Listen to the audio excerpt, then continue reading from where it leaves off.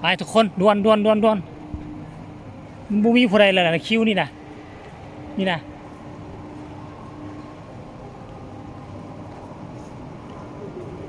12เลี้ยวขวาวะตอนนี้เจ๊บ้าเล่าเดินทางมาฮอดสถานีรถไฟแล้วเด้อทุกคนนี่ทางหน้านี่เป็นสถานีป้อมตำรวจทางด้านนี้ก็คือสถานีรถไฟใหญ่สถานีรถไฟใหญ่ที่ว่าคนของพวกเฮาที่มาก่อนบอกว่าสิมาซื้อบัตรจองตั๋วหั่นมาฮอดแล้วหรือยังทุกคนเลยมีบอลฝากรถจักรรถใหญ่ข้างคืนเด้อ2 คืนก็คืนละ30,000ทุกคนเลยฝากเขาแล้วฝากเรียบร้อยละอันนี้บอลคนมาฝากซื้อปีธรรมดาบอลฝากรถใหญ่รถจักรอยู่นี่เดินใหญ่สถานีใหญ่สุดในลาวนี่นะ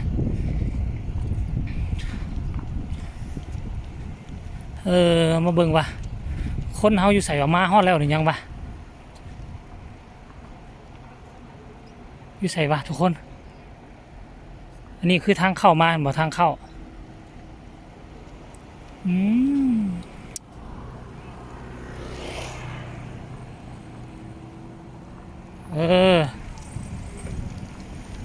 ว่าเพิ่นมาซื้อเรียบร้อยแล้วบ่คนเลยอันนี้มองซื้อปี้อยู่บนขวามือนี่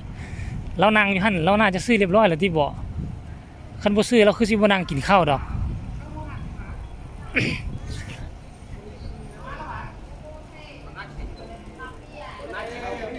เบิ่งกันทุกคน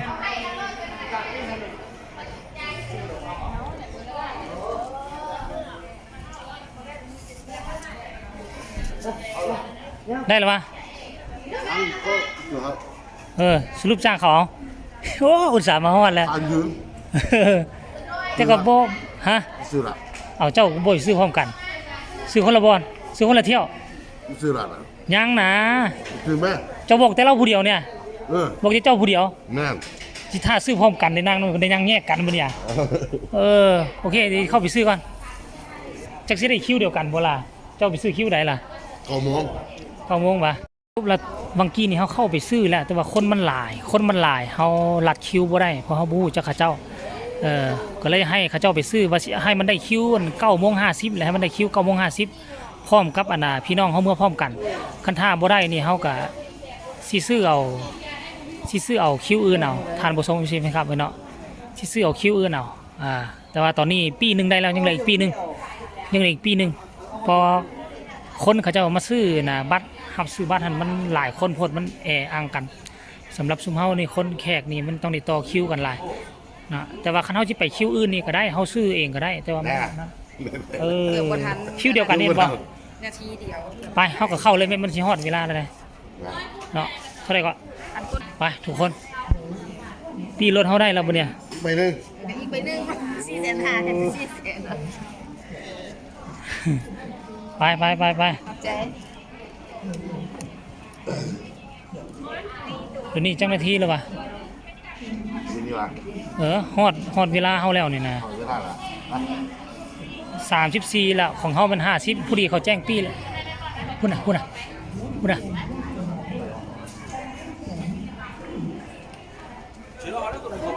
นั่งคนละตู้ที่ว่าเที่ยวเดียวกันบ่ใครอยู่ดอก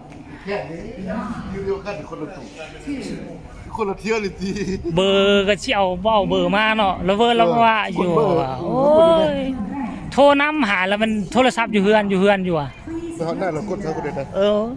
แจ้งปีก็เนาะมันสิฮอดแล้วเนี่ยหน่วยเมียเดี๋ยวกูเราอยู่นี่นี่สิบ่ทันแล้วทุกคนเหลืออีก20 นาทีบ่แม่น30 ปลาย40ทันแต่ว่าแต่ว่าเขาก็พอดีแจ้งปีเข้าหมดแล้วเนี่ย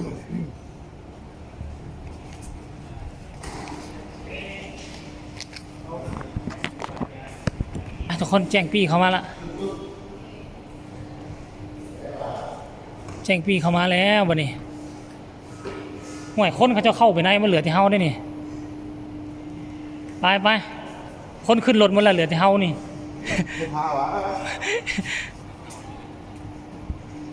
ไปทุกคนเจ้าค่อยตู้12ออกซ้ายเจ้าต้องออกขวาไปทุกคนด่วน มันบ่มีผู้ใดเลยนะคิวนี่นะนี่นะ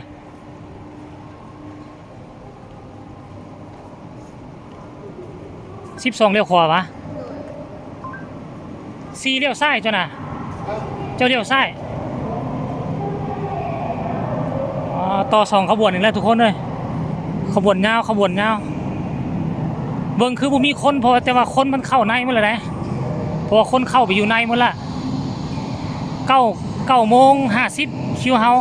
ตอนนี้9:40ยังเหลืออีก10นาทีแต่ว่าทันอยู่ดอกทันอยู่ของเฮาเป็น F1 เบิ่งจังซี่คือบ่มีคนแต่ว่าคนเข้าในหมดแล้วนะตัวนี้10 11 12ตู้นั่น12ตู้นั่นทุกคน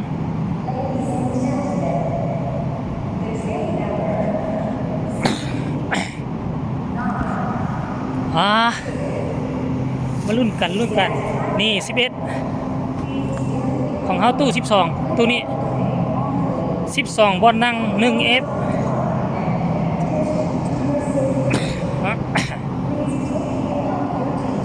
นี่เบอร์12เบิ่งดูทุกคนว่ามันยาวขนาดใด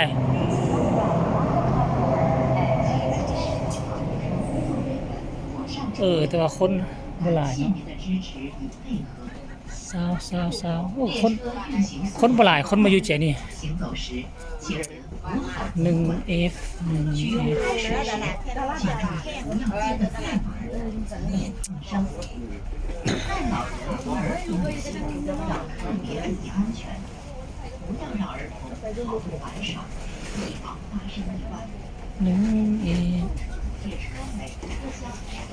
นั่งใกล้ห้องน้ำเลยทุกคนมอทางออกโชคดีครั้งนี้ได้นั่งหันหน้าเมื่อขั้นไปเป็นนั่งเจนั่นคือนั่งหันหลังกลับทุกคนแต่ว่าตู้ของสมเฮานี่คนอยู่ประมาณครึ่งนึงแหละคนบ่หลายแต่ว่าเขาเจ้าก็ต่อ2ขบวนเหมือนกันเด้โอ้ตู้อาหารป่ะนี่ตู้อาหารอยู่ใกล้ตู้อาหารเลยทุกคนอยากอาหารสวยในการนั้นเลยทีนี้2 ชั่วโมงเขารอมาบางเนาะว่าก็เจ้าห้ามทายทุกคนอีกประมาณ5 นาทีรถก็สิออกแล้วแหละอีก5 นาทีเด้อเนาะแต่ว่าบ่ฮู้ว่าขบวนนี้เขาเจ้าสิจอดทุกสถานีบ่ติกี้นี่จอดทุกสถานีมีแต่รถซ่าแต่ว่าขบวนรถตัวนี้เนี่ยก็เห็นบางขบวนเขาเจ้าจอดได้เนาะมันจะเป็นรถเฉพาะเวียงจันทร์หาหลวงพระบางนี่เห็นเขาเจ้าจอดทุกสถานีอยู่เดี๋ยวเรามาติดตามตอนต่อไปหลังจากที่พ่อฮอดพุ่นก็แล้วกันด้วยทุกคนเดี๋ยวมาพ่อกันอยู่สถานีหลวงพระบางกันแล้วกัน